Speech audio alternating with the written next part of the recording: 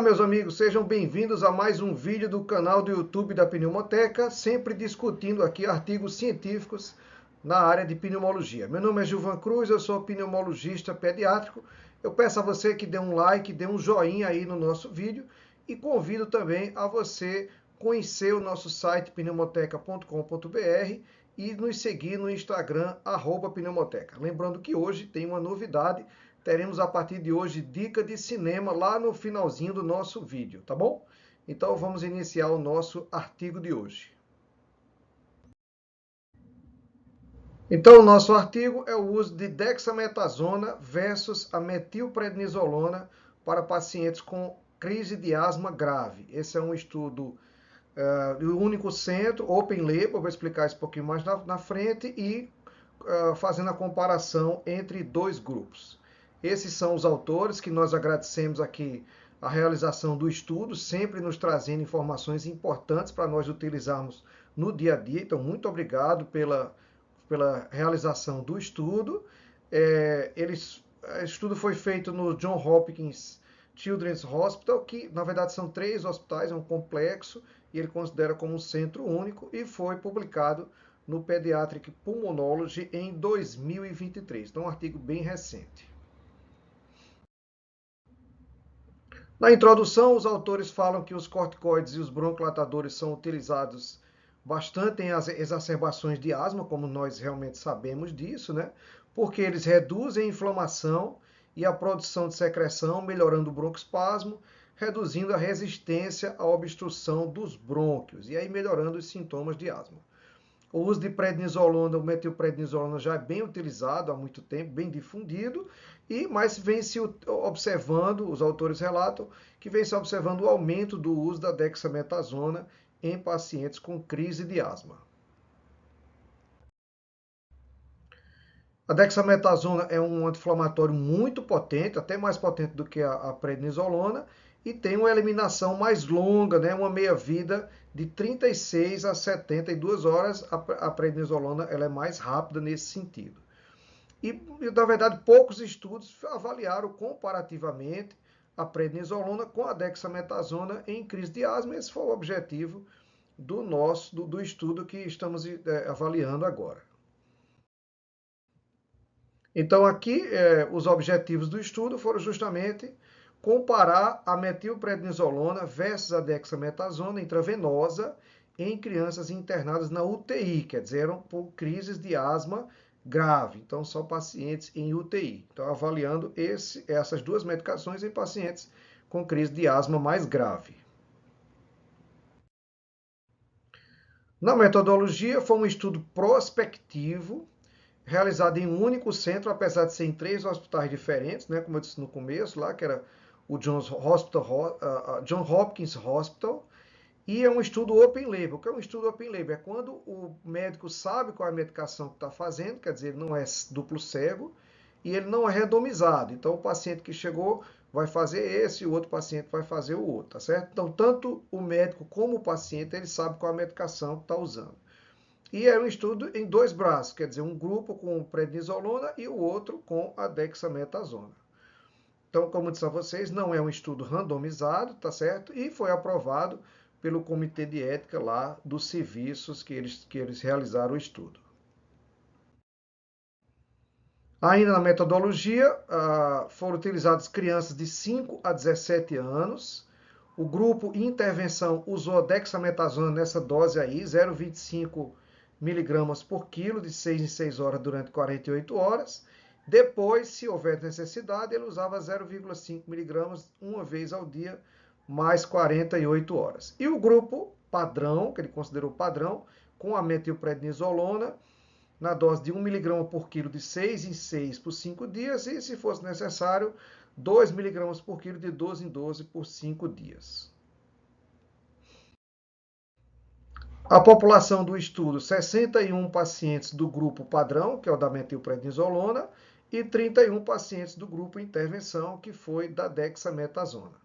A idade média foi de 9 anos e 6 meses, e a proporção masculina e feminina foi basicamente a mesma. Como resultado, os dados demográficos foram semelhantes, de idade, de peso, sexo, a etnia, tudo, então foram semelhantes entre os dois grupos. Não vamos mostrar aqui esses resultados porque não há necessidade disso. O tempo de internação, aqui já são os resultados. O tempo da internação da prednisolona foi esse de 1 a 2,7 dias na UTI, e o da dexametasona foi entre 1,1 e 3,2. Do ponto de vista estatístico, veja que o P se mostrou acima de 0,05, então não houve diferença estatisticamente significativa entre o tempo de internações entre as duas medicações. Então foi semelhante nesse sentido. Com relação ao tempo do uso do beta-2 de curta, que eles usaram lá o albuterol, foi de 12 a 48 horas na prednisolona e 12 a 45,6 horas no grupo da dexametasona. Então foi muito semelhante. Novamente, não houve diferença estatística entre os dois grupos. Então foi semelhante. E com as outras intervenções adicionais, a prednisolona usou 67% dos pacientes utilizou e dexametasona 51%, também não havendo diferença estatística entre os dois grupos. Quais foram essas intervenções? Né? Você está vendo aqui, terbutalina, magnésio, epinefrina, o uso do heliox, que é o hélio que é associado ao oxigênio, porque ele permite uma melhor distribuição pulmonar das medicações, inclusive o oxigênio, e a ventilação não invasiva. Então, em todas essas intervenções, os dois grupos foram semelhantes em termos de resultados. Ainda nos resultados, a prednisolona, 91,8% foi transferida para uso oral ou interal, tá certo? E em 72% dos pacientes houve uma prescrição após a alta hospitalar para concluir esse curso de 5 dias. Na dexametasona, 74% foi transferido para a via interal, foi menos do que da prednisolona, e 12% apenas precisou concluir esse curso com o restante do tempo em casa. Então, isso foi uma diferença estatística em favor da dexametasona. Houve menos necessidade de uso enteral depois que saiu do venoso e menos necessidade de prescrição para casa. Isso talvez esteja relacionado com o tempo que a dexametasona ela fica no organismo, como a gente falou mais na frente, até 72 horas de meia-vida. Com relação aos efeitos adversos, hiperglicemia, hipertensão, insuficiência adrenal e alterações mentais, comparando, veja que houve uma porcentagem pequena, um pouco maior na hiperglicemia, mas isso é esperado, né? Porque o corticoide ele dá um incremento na glicemia plasmática, mas veja só que não houve diferença estatística em relação aos dois grupos. Então foi semelhante esses efeitos colaterais que não foram assim tão frequentes. E os efeitos colaterais mais graves sempre temido do uso dos corticoides. O sangramento intestinal não aconteceu em nenhum paciente, nenhum dos dois grupos, por sinal.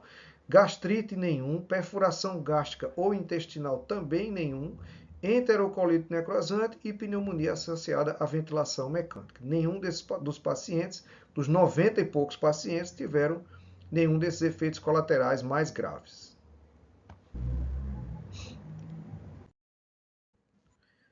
Então, na discussão, os autores relatam que não houve uma diferença entre os dois grupos quanto ao tempo de internação, como nós vimos, o uso de beta-2 de curta e outras intervenções necessárias para o tratamento da crise de asma.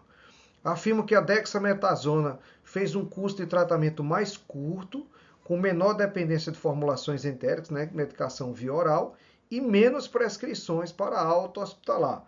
Não sei se tem tanta importância, mas é alguma vantagem que a dexametasona mostrou.